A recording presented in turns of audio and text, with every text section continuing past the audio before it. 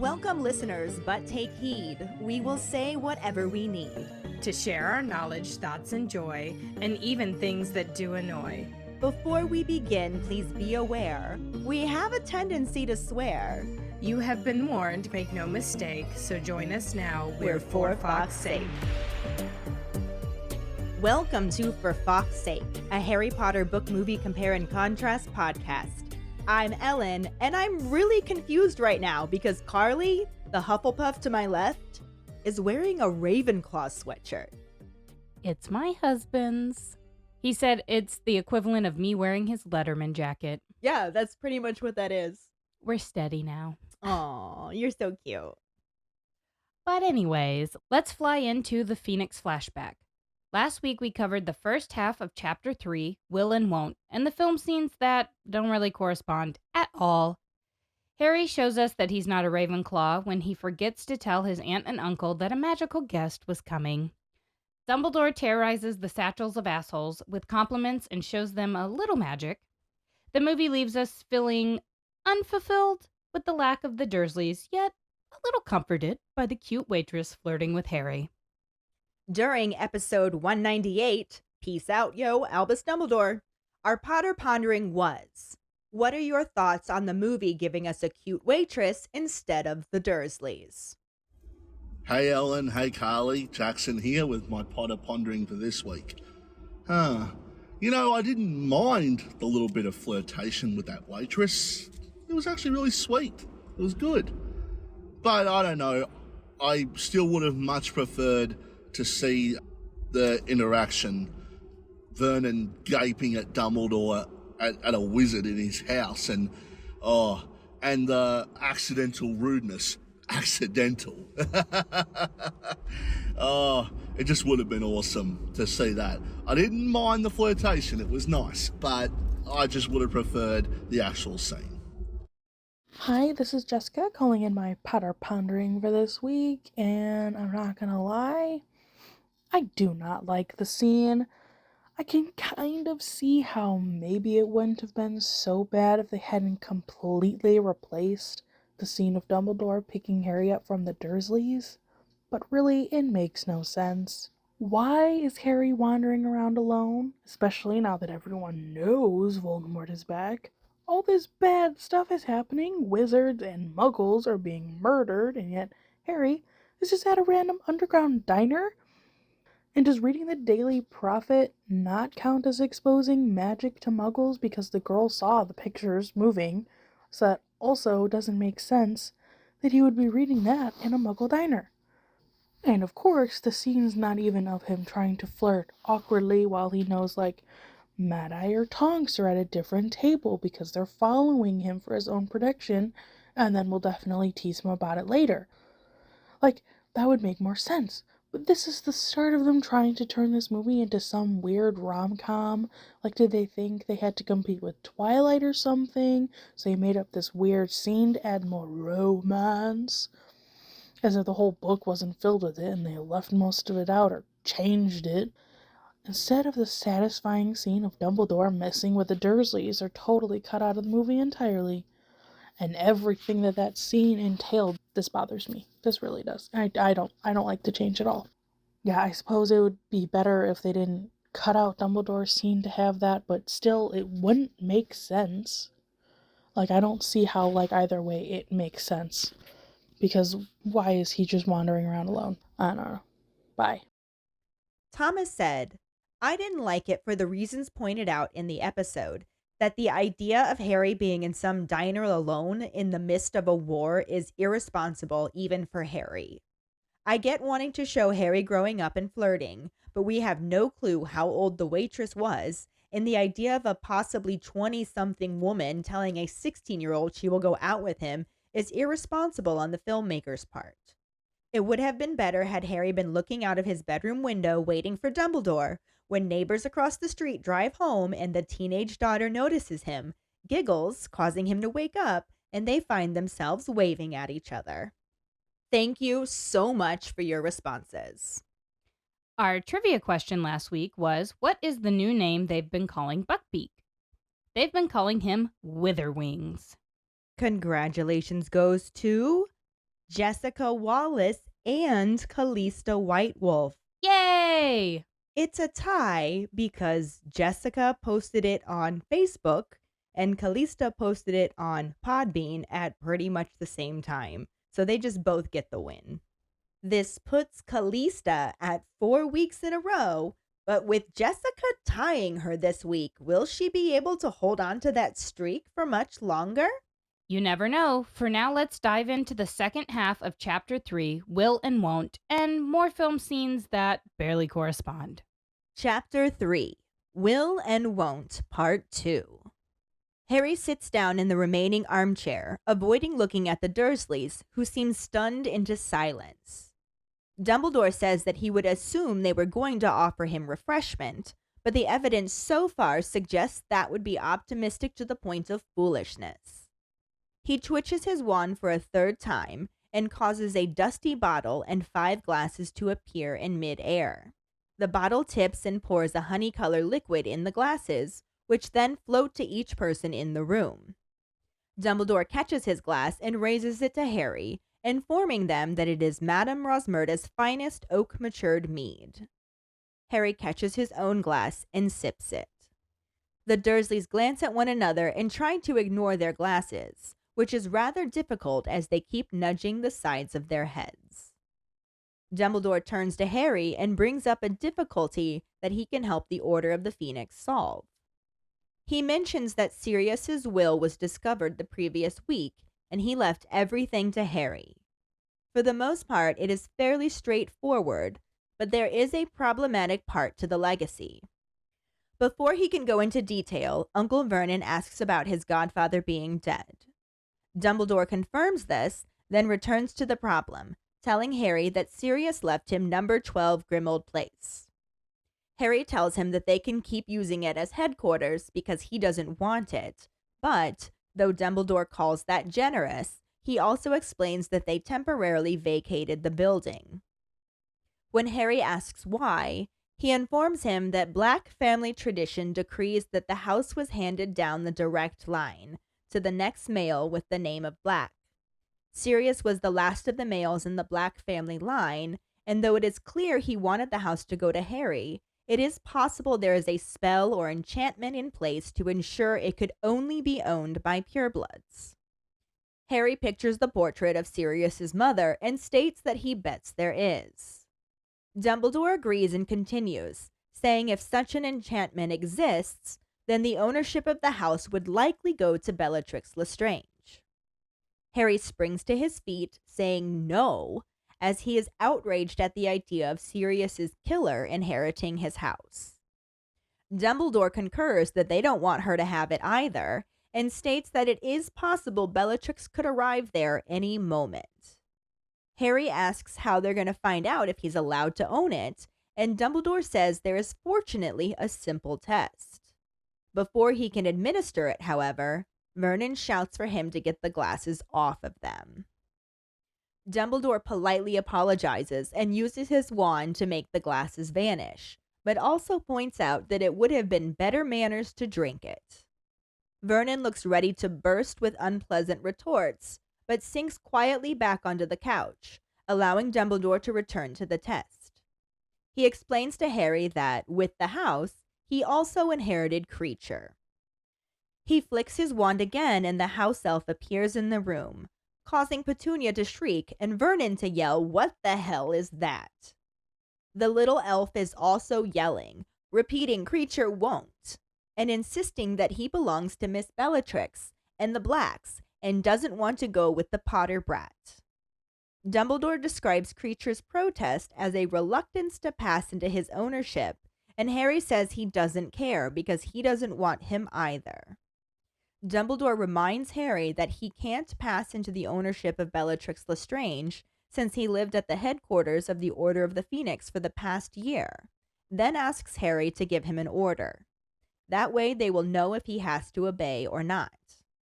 Harry can't think of anything else to say but to tell Creature to shut up, and the elf immediately silences, unable to speak anymore. He throws himself on the ground in a violent but otherwise silent tantrum, and Dumbledore is relieved that Harry is the rightful owner of number 12 Grimmauld Place and of Creature. Harry doesn't want to keep the elf with him, so the headmaster suggests he send him to Hogwarts to work in the kitchens. Harry feels relieved at this suggestion and tells Creature to go to Hogwarts and work in the kitchens with the other house elves. Creature gives Harry a look of loathing from the floor and vanishes with a crack. Dumbledore then brings up the matter of Buckbeak, who has been staying with Hagrid since Sirius died, but since he belongs to Harry now, he can make other arrangements if he likes. Harry immediately says Buckbeak can stay with Hagrid, and Dumbledore says Hagrid will be delighted, also mentioning that they renamed him Witherwings, so no one realizes he is the same hippogriff that was once sentenced to death, even though that is unlikely. He then asks Harry if he's all packed, and Harry hesitates. Dumbledore realizes that he was doubtful he would turn up, and Harry says he'll just go finish off. It takes him a little over 10 minutes to track down all of his things, but once he does, he makes his way back downstairs, dragging his trunk with one hand and carrying Hedwig's cage with the other. He is disappointed to see that Dumbledore is still in the living room and not waiting for him in the hall. No one is talking, but Dumbledore is humming, apparently at ease. Harry tells him he's ready, and Dumbledore responds good, but turns back to the Dursleys for one last thing. He mentions that Harry will be coming of age in a year's time, and Petunia speaks up for the first time to contradict him, pointing out that Harry is younger than Dudley, who doesn't turn 18 until the year after next. Dumbledore explains that they come of age at 17 in the wizarding world, and then reminds them that the wizard called Lord Voldemort has returned. He talks about how the wizarding community is in a state of open warfare, and Harry is in greater danger now than the day he left him on their doorstep with the letter explaining about his parents' murder, and expressing the hope that they would care for him as though he was their own. Dumbledore pauses before continuing, and though his voice remains calm, a chill begins to emanate from him as he tells them they did not do what he asked. They never treated Harry as a son, and he has only known neglect and cruelty at their hands. The best that can be said is that he escaped the appalling damage they afflicted upon the unfortunate boy sitting between them. Uncle Vernon begins to protest that they mistreated Dudders, but Dumbledore silences him with a raised finger. He informs them that the magic he evoked 15 years prior means that Harry has powerful protection while he can still call their house home. That magic will cease to operate the moment he turns 17, and he asks that they allow him to return to the house once more before then to ensure the protection remains until then. None of the Dursleys speak, so Dumbledore stands and tells Harry that it is time they are off. He says a farewell to the Dursleys, and Harry gives a hasty goodbye before following his headmaster to the door, where he had left his drunken owl. Dumbledore pulls out his wand to send the luggage and the bird to the burrow, but tells Harry to keep his invisibility cloak with him just in case. Harry attempts to remove his cloak without letting Dumbledore see the mess within, and once it is safely in his pocket, the old wizard waves his wand, and the trunk, cage, and Hedwig vanish. He then opens the door to the cool, misty darkness and bids Harry to step into the night to pursue that flighty temptress adventure. The movie section starts as Harry's coming down the stairs, where Dumbledore is waiting serenely, still standing in the same spot, but now looking toward the picture that was behind him. Harry approaches and stands next to him, looking at an ad for the perfume. He tells Harry that he's been reckless this summer. Harry insists that he likes running around on trains. It keeps his mind off of things. But then notices the headmaster's blackened hand. Dumbledore holds it up and calls it unpleasant to behold, saying the tale is thrilling if he does say so himself, but now is not the time to tell it. He then offers his arm out and asks Harry to take it. Harry looks over his shoulder as the waitress exits the cafe, looking for him, but Dumbledore insists that he do as he says. Harry sadly looks back at him and reaches for his arm. She was, truthfully, very pretty. Very pretty. I do feel really bad for that waitress. Yeah, and Didn't even get an explanation. I know Harry is like feeling bad, one, probably because he wanted to go on a date with her, but two, he doesn't want to be a crappy person. Right. Like, for He all just of blew her Harry's faults, off. for all of Harry's faults, he's not a shitty person. He's not. He's sometimes a little oblivious. Not on the Ron level, but he definitely has his moments. Max, do you think Harry's stupid and mean? He definitely can be very angry, but who can blame him for that with everything he's dealt with trauma-wise? Well, he has a chicken wing inside of him. That's what Voldemort looks like when he's dead. Yes. Chicken wing. Definitely the dark meat. Gross. But yeah, that's my biggest issue, aside from the fact that we don't get anything here at all that was in the book. There's the slight reference to the previous section that we talked about last week, when this is when Harry notices his hand. Yeah. And he tells him that now's not the time, in a slightly different manner. But that is it. And Yeah. it technically happened in what we talked about last week, but the way that we had to line this up, it just wouldn't work anywhere else but here. So, Yeah. grr. Whereas in the book, we're still at the Dursleys. Who? Right? It's still this very awkward moment where the Dursleys are completely silenced. They don't know what to say. Harry takes his own seat in the remaining armchair, so he's over by Dumbledore, and I imagine they're kind of facing the sofa. And Dumbledore continues on with his, overly polite, formal, I would assume you were going to offer me refreshment, but evidence so far suggests that would be optimistic to the point of foolishness. And I can't. This is almost like a passive aggressive, but actually aggressive, being like, you're not showing me manners. It's like, you guys suck. Manners matter. It is the most polite way to remind them that they're being terrible hosts. Yeah. Never mind the fact that they had no idea he was coming. Not that they would have been hostly towards him otherwise. There is that. Although when the Weasleys were going to show up, he at least put on his best suit, which could have been It was to show him that he had money. construed as welcoming. Also, though, to call it 11 p.m., that's kind of late. He had other shit he had to do during the day. Apparently. He had to have a good dinner with Aberforth before he came. Perhaps. In lieu of them not offering him refreshments, he just waves his wand again and makes his own refreshments appear. It's described as a dusty bottle, which I find concerning. Dust your beverages. Nobody needs to drink dust. Just wipe it down. Well, I mean, it's the outside at least. True. Probably wipes off the top before he takes the top off.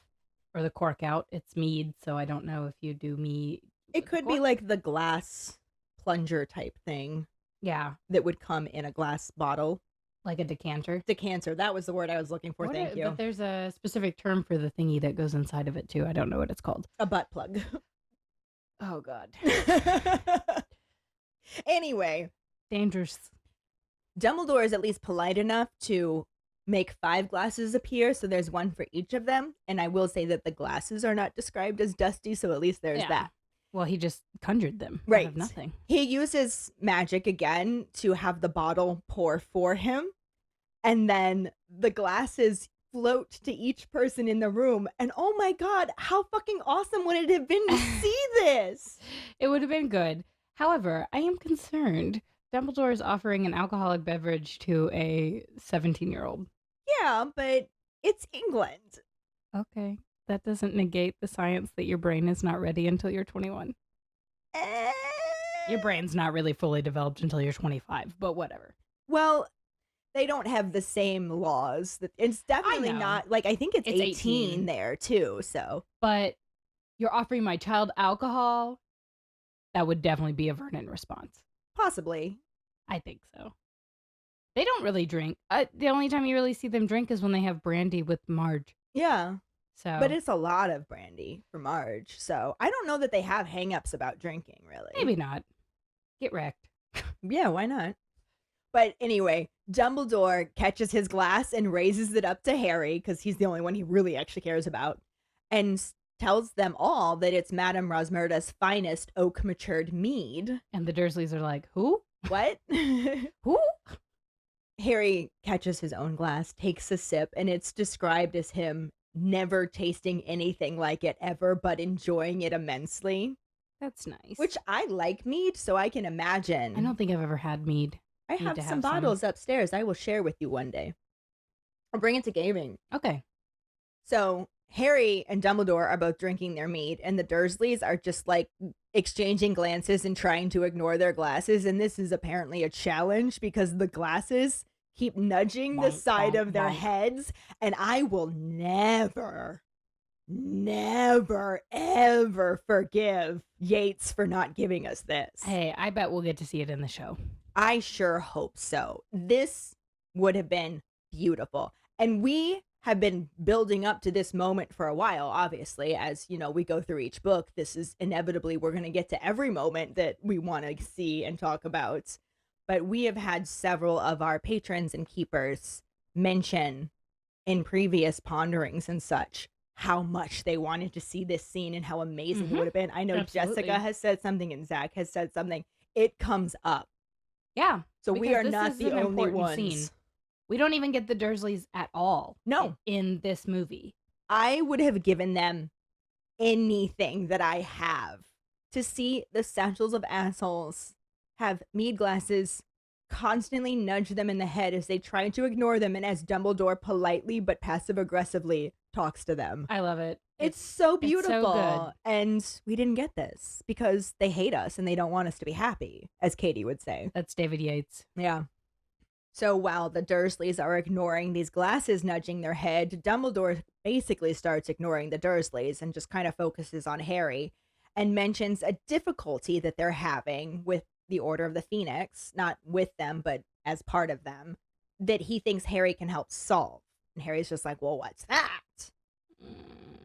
And this is where we learned that they discovered Sirius's will the previous week, and he'd left everything to Harry, which some of it's very straightforward. It's like, here's this gold. It's already been added to your account, but you also get the house. Query. Do you have to have a wizard lawyer to do your wizard will? I'm going to say no, but because I think it's like a magical can thing. magically Yeah. bind it, So I yeah. think you can do your own magical binding and that makes it hold in place. But I bet there are magical lawyers that specialize in that binding to help people that aren't as good at it. Because Hermione specifically says in 7 that they must have been going over Dumbledore's will. So I would assume those are magical lawyers who are Yes. trying to figure out some loopholes that they could get They're not through. going to find that in Dumbledore's. Oh, absolutely not. And he would not need a magical lawyer. He is a motherfucking magical lawyer. But where was Sirius's will? Like, why did it take them... I guess it hasn't been that long, but it took them some time to find it, it sounds like. a couple weeks at least. Yeah, so that's interesting. Like, where are you supposed to keep your will? I'm sure he kept How it do you- somewhere how do in you the adult? house, right? I'm sure he kept it somewhere in the In the Grimmauld house? place. Ugh, that's terrible. That's Maybe where in his he vault. mostly had to stay. Could have been in his vault. That would have been a good idea. Yeah.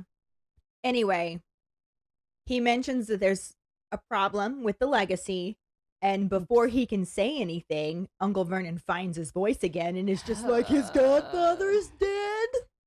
Terrible. Which, way to stab your nephew in the heart, dude. Slightly in their defense, they don't know how close Harry was to him. That's true. Not that I think it's acceptable to yell that out at any point, but I mean... I can't really defend them because even if they did know, that's not like they cared. that's fair. Yes. But this does seem more like something that a socially inept idiot would say as opposed to somebody trying to be hurtful. yeah, So I'll give that in his it's just defense. like he was shook and was like, "Oh, Whoa, what? I don't have to be worried about this person coming and murdering me." Right. Oh, yeah. Dumbledore just like nonchalantly confirms this, but then returns to the topic at hand, letting Harry know that Sirius left him number 12 Grimmauld Place. And Harry's just like, I don't know what the problem is. Like, you guys can keep using it as headquarters. I don't want it. And Dumbledore's like, well, that's not the problem. We've actually had to vacate the building because there could be some kind of magic in place from that family that only allows a pureblood to own it, which you are not. therein lies the problem. Oh, I thought he specifically said a black family member. He says a pureblood. Oh, Mhm. well, Harry, you don't match that criteria. Right? Either. And the black family tradition decrees that the house was handed down the direct line to the next male with the name of Black. But since Sirius was the last, their concern was that, It may be transferred to Bellatrix, right? Yeah, That was but- their concern. yeah, they're concerned that if there are no male blacks left, that it has to stay with a pureblood. Gotcha. And Harry not being a pureblood or a black family member, he could be prevented from owning it rightfully. It's weird. And he thinks about the portrait of Sirius's mother and just, well, considering the kind of wizards they are, there's totally probably an enchantment in place that would prevent me from owning it. He's like, I bet there is. And Dumbledore's like, yes, quite. I bet they didn't think they would run out of family members because they're very, Incestuous? narcissistic, I think is what I was thinking. They're very, like, of course that's never going to happen to me. My family line's not going to die Right. out. Well, when you have two boys to carry it on, you wouldn't Oh. think that you would lose both of I them. miss Regulus. Right. I miss both. Yeah. I like both. But But like you were saying, and as Dumbledore explains to Harry now, if that enchantment does exist, the next person in line to own the house could potentially be Bellatrix Lestrange. And Yes. Harry literally jumps to his feet as he exclaims no, because the idea of Sirius's killer owning his home, inheriting his house. Not that Sirius cared about that house, but there are definite other problems with Bellatrix being in that house. Which is what Dumbledore points out, because he's just like, yeah, we don't want her to have it either. And at this point, until they know for sure that Harry is the rightful owner, she could arrive there at any moment. So they were like, peace out, yo. Because that's Dumbledore's lingo, right? Little throwback there. you know, I'm realizing now we don't get any of this. We don't know that Harry inherits the house. We No. don't know that Harry gets Creature. We don't know that Harry rightfully is the owner of Grimmauld Place, is the owner. Not that I think you should be able to own a creature, but, well, I own my dogs, but, like a sentient being like that. You being, don't own your dogs, though. They own us, but, you protect them. You care for That's them. true. You don't own them. That's true.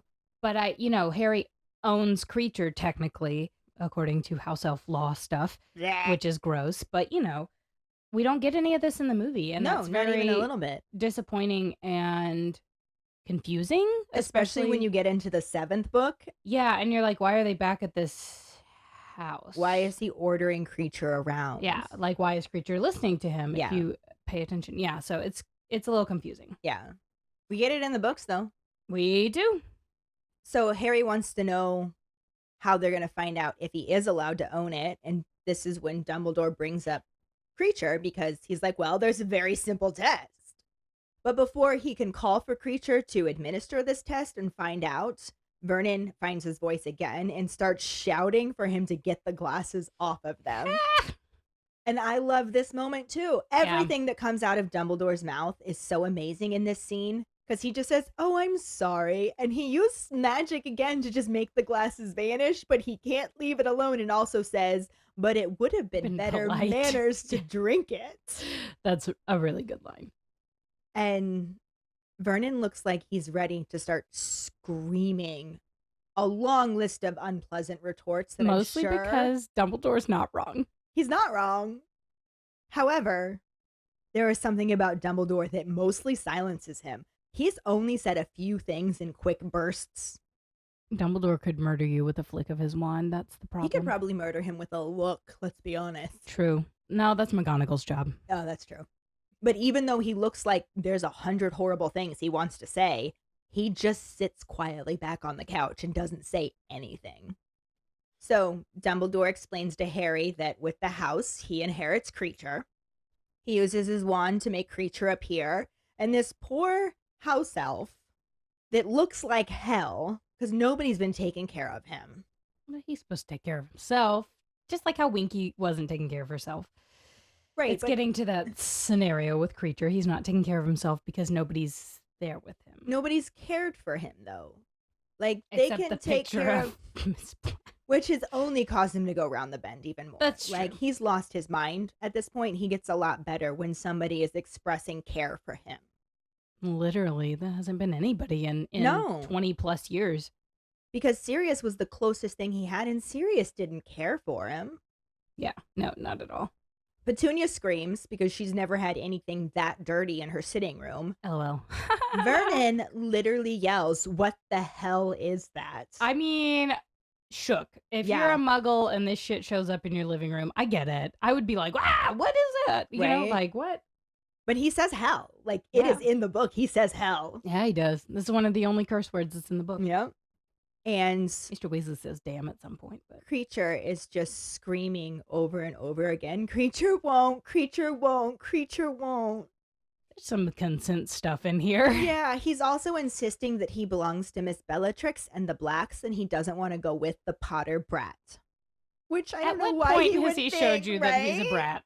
But okay. Yeah, sure. I love this too, because Dumbledore's like, "As you can see, Creature's a little reluctant to pass into your ownership." A little reluctant. Creature, shut up. That's essentially where Harry ends up. He's like, "I don't want him. I don't care." And Dumbledore says, "Would you rather that he went Go on tell to our live with secrets?" Bellatrix Lestrange after living with the Order of the Phoenix for a year?" And Harry's just like, "Oh, yeah, that's right." So Dumbledore says, "Okay, just give him an order. See if he has to follow it." And that's all Harry can think to say. It's, "Creature, shut up." And he says this, and it immediately silences the elf. Not only does he stop talking, he physically can't make sound. And he just throws himself on the ground in what they describe as a violent but otherwise silent. It rhymes. Violent but otherwise silent tantrum. Which is sad. It is sad, but I'm thinking about how Dobby kind of went against his masters. He just had to punish himself. Mm-hmm. I think Harry he says something about that at some point, about how Creature could do XYZ and just punish himself later. Yeah. And I'm thinking about how Dumbledore just said he could go spill all our secrets. How do we know he hasn't? Well, Dobby was able to give hints. He wasn't able to flat out He wasn't able tell to flat out things. tell, but I Yeah. mean, Because remember, Harry, does Voldemort have a brother? yeah, dumb. But Dumbledore's relieved because now it's very clear that Harry's the rightful owner of both the house and Creature. It'd be like that, yeah. And Harry's just wondering if he has to keep the elf with him. Harry, use your brain, sir. My goodness. He's not a Ravenclaw. He's not. Dumbledore says, "I was thinking about this. How about you send him to Hogwarts to work in the kitchen with the other house elves, and then they can keep an eye on him?" Which is a good solution. So Harry's just like, "Yeah, let's do that. Creature, go to Hogwarts, work in the kitchen with the other house elves." And Creature gives him a look of loathing, but vanishes with a crack, as the house elves tend to do. So I know that he's probably looking at Harry in a loathing manner because it's Harry giving him the order. However, all of the house elves at Hogwarts talk about how much they love work, and I assume Creature is the same way. You getting to go work at a pretty nice place, sir. Oh, yeah. He obviously comes around. He does. Yeah. He does. This is really interesting to me because the next matter that Dumbledore brings up is Buckbeak. No. And he tells Harry that he's been staying with Hagrid since Sirius died, but he belongs to Harry now, so he can make other arrangements for him. But y'all stole him. I know, I was just like, I don't really see how he was actually Sirius's. Like, they literally, and I know that it saved Buckbeak's life, but They were runaways together. Yeah. Sweet peas. They it's were not besties. like he was really, truly Sirius's hippogriff. And I know that they lived together for a couple of years, Do you but think Sirius and him cuddled up in that cave and Sirius was a puppy dog? absolutely. I need a picture of that. Yeah, somebody draw us Sirius as his dog self. I'm going to and- make Len do it. Yeah, make Lynn do it. Yeah. It's cute. But yeah, so I don't fully understand how that He doesn't belong works. to anybody. What the No. hell are you talking about? That- Hagrid got him out of the forest. He didn't even belong to Hagrid. I thought Hagrid bred them. No, he breeds the Thestrals. I just assumed he bred most of the animals they owned. I mean, I bred hippogriffs in my game. So We I keep have a saying baby bread, hippogriff. and now I want a sandwich. Yeah, okay. Anyway, Harry says that Buckbeak can stay with Hagrid. It's a good plan. Right. I mean, that makes the most sense to me because I still think of him as Hagrid's. As far as he needs somebody to take care of him, Right. probably. So, yeah. And he's going to be far happier being back in the Forbidden likes Forest. Hagrid, and too. he loves Hagrid. And Hagrid loves him. Dumbledore says he'll be delighted. And at this point, he also mentions that they renamed him Witherwings to protect him. That's our trivia question. Yep. But nobody really is going to question it. I love that. And Dumbledore does specifically mention that nobody's really going to question that. Nobody's going to remember him as being the wanted hippogriff. You know what? I think he's wrong. I think Malfoy would absolutely remember. Hey, that's that chicken! The bloody chicken! I feel like he'd say that about any hippogriff that he saw. He'd just blame all of them. I bet he's hype scared of hippogriffs now. Oh, definitely. Self-inflicted. Oh my God, I get to stuffed hippogriff and put it on his bed. That is like Scare you!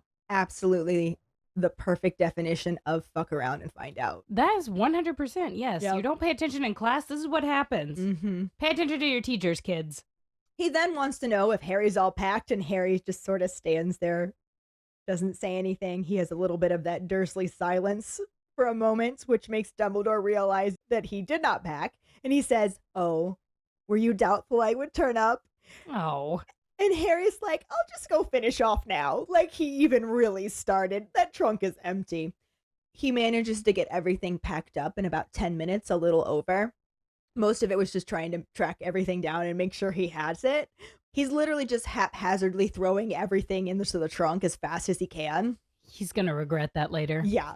And then once he finishes, he's got his trunk in one hand and Hedwig's cage in the other, and he's just going down the stairs. I imagine it's like thump, thump, thump down the stairs, which would alert Dumbledore of his return. So Harry's hoping that he's going to be waiting by the door for him. No, No. absolutely not. No, he is definitely still in the sitting room where they are all sitting in silence, aside from Dumbledore humming to himself, which I love because we do know that the author, part of the reason why she named him Dumbledore is because it means bumblebee. And she just sort of imagined him like humming everywhere he went, like a buzzing bee, just a busy buzzing bee. I didn't know that. I like that. So I mean, I knew it meant bumblebee, yeah, but yeah. I just love the fact that he's sitting there, apparently at ease, he's humming to himself. definitely a bumble. He like bonk, bonk, bonk into Yeah. things. That's hilarious. Yes. And Harry says, "All right, I'm ready." And Dumbledore responds, "Good," but then turns back to the Dursleys for one more thing.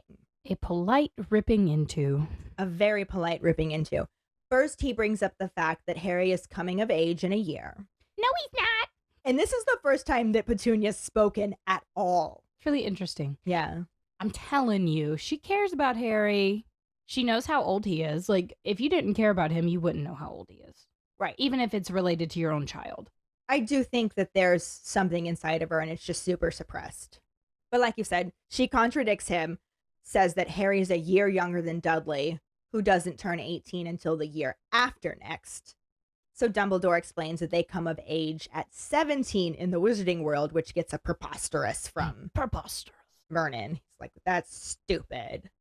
And he reminds them that that wizard called Lord Voldemort has returned, which has put the wizarding community in a state of open warfare and puts Harry in even more danger now than he was the day that he left him on their doorstep as a baby with a letter. I would say a lot more danger because they Yes. thought Voldemort was gone.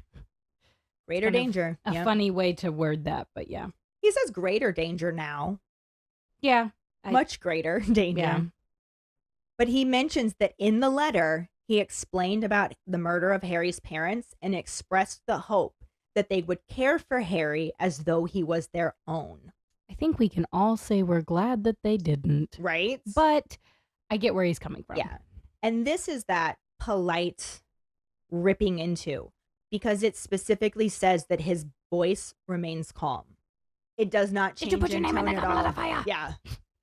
But even though he's talking very calmly, a chill starts to emanate from him, actually changes the temperature in the room. Like, that's just fucking power right there. But all he says is, "You did not do what I asked. You never treated Harry as a son. He has only known neglect and cruelty at your hands. The best that can be said is he's escaped the appalling damage you inflicted on the unfortunate boy sitting between you." And Vernon and Petunia look That's at each solid. other and down at Dudley. Our perfectly perfect dudders. Yeah, and that's when Vernon says, "Us mistreat dudders?" And Dumbledore silences him just by raising a finger. He then goes on to tell them that the magic he evoked 15 years ago that protected Harry while he could still call their house a home would cease to work the moment he turns 17, the moment he comes of age. And all he asks is that they allow him to return to the house one more time before then to ensure the protection lasts up until then.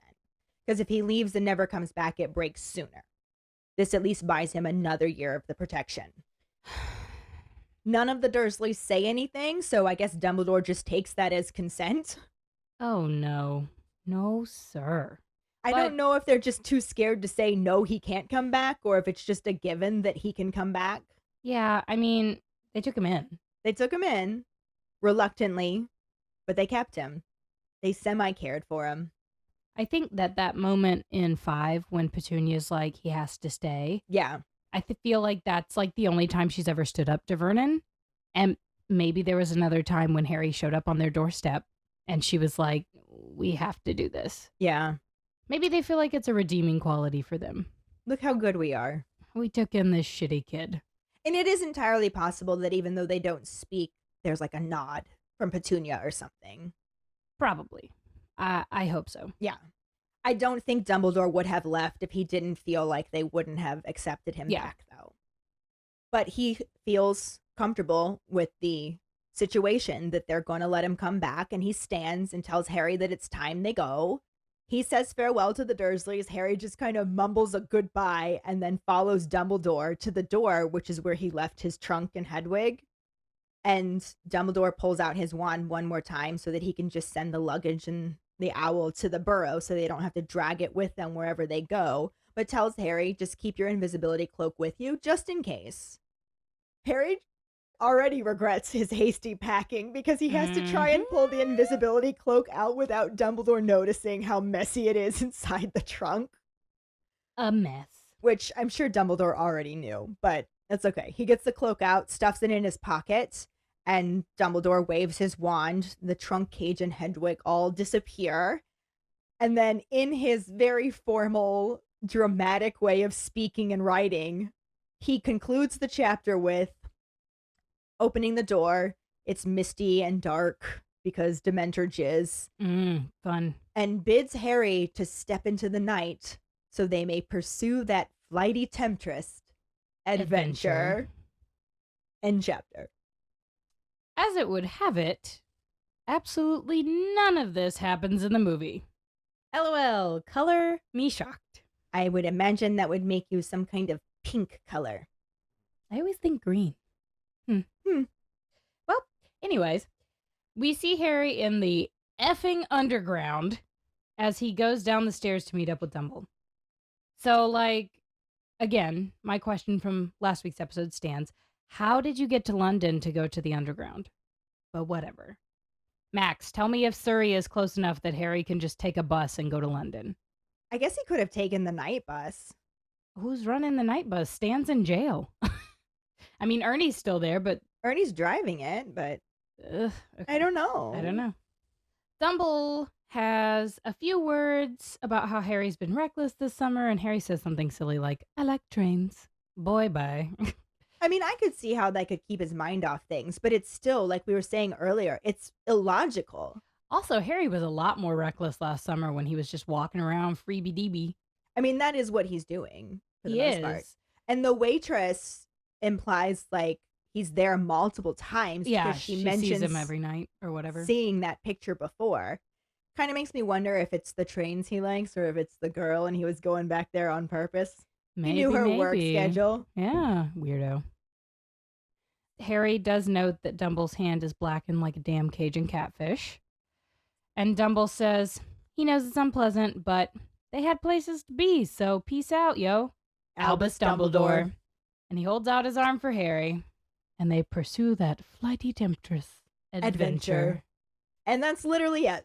That's it. Yeah, that's short. You just see Harry meet up with Dumble and have a few weird words exchanged about how Harry's been reckless, even though he wasn't. He stayed in his room all summer, but okay.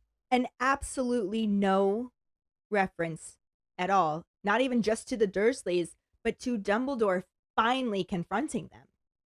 Yeah, that or reminding us that Sirius is dead. There's that too. I mean, we get a little bit of a reminder of that in the movie because Bellatrix voiceover screams it and laughs. But we don't get anything that Harry gets any sort of anything from Sirius. Yeah, we don't know about him inheriting the house. We don't know about him owning Creature. We don't know about Buckbeak going to live with Hagrid again, but and being renamed Witherwings. They don't even have Buckbeak be in the house though. In 5, so you don't even really know. Buckbeak fucked off a long time ago. He's now fuck off Beak. Yikes. I don't think that's what I meant to say, but whatever. Fuck off Beak. Yeah, that's it. But I'm most concerned about that moment where Dumbledore finally confronts the Dursleys because it's a little late. Absolutely. And I'm also kind of wondering if it was too little too late.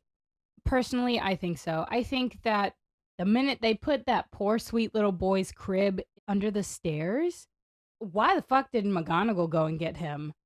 Yeah, he got the letter that addressed it to the cupboard under the stairs. And then they were like, oh shit. And I felt like he was doing little things here and there very subtly to be like, hey, I'm watching you. But he never stepped in and was just like, dude, stop being shitty. You guys are satchels of assholes to this child and your own child, but in a completely different way. Get your shit together. Also, I just have a small problem with Harry's Muggle teachers. How did you not call defects? Right. Or whatever the British equivalent of that is. Yeah, taped glasses, clothes too big. I mean, I guess it's not really defects worthy because there are kids that are being like physically abused, which Harry was definitely probably not malnourished, but he definitely wasn't fed the best. No. But I guess that they never put hands on him. They did in the movie. They did in the movie, but in the books, I guess they did. But as a teacher, I would have been concerned. Yeah, absolutely. Like, here, Harry, here's some of my son's old clothes that you can have that should fit you a little better than your huge cousin's clothes, because it doesn't matter regardless of Dudley's size. Like, he was already taller than Harry, I'm pretty sure, and he's older than him, so all the stuff that they're taking is dirty, gross looking. Like, I don't understand. So personally, and it's not like Dudley strikes me as a kid that takes super good care of his stuff. No, sitting on his pellet gun. But I do think Dumbledore's effort in this moment is a little too late, but I also think it kind of wakes Petunia up a little bit. It was a beautiful moment. I'm so upset we didn't get it in the movie. Of course we didn't get it in the movie because it was a beautiful moment. But I do think it was a little bit late. And at least we did have the members from the Order say something to him. Oh, they did do that. But at that point, that was only like 2 weeks earlier. Yeah, it's at the same time. So it barely changes anything. And I think it's interesting. So that's going to be our pondering. We want to know, why do you think Dumbledore decided to finally confront the Dursleys about how they treated Harry? Why did it take him this long? What do you think made him put it off? Find the post on our Facebook page and share your thoughts. Or call us at 216-526-6792 and leave your response as a voicemail. Make sure you start off telling us your name and then go into your answer. Don't forget, you can also stitch your response on TikTok, or you can just leave it as a comment and I'll read it and put it in the episode for you. Just try to get it to us by Tuesday before the episode goes up. We really look forward to reading, hearing, and seeing them. This week's Wizarding Word is about Florida's new epic universe. This is part of Universal. It is the third land that will be devoted to the wizarding world of Harry Potter. However, it has a catch. Like catching a snitch. Indeed. So this is an addition to the Universal Orlando Resort. This is what they're calling the Southern Campus or the South District. So the original Universal Orlando North Campus is about 735 acres. And the newly acquired South District is approximately 750 acres. That's a lot of land. Yeah. So they are working on rebuilding the main road. Now, we were confused about what this is. So we did a lot of research. And so this looks like they are building a Disney World-esque place with a bunch of different areas where you are sunk into the world.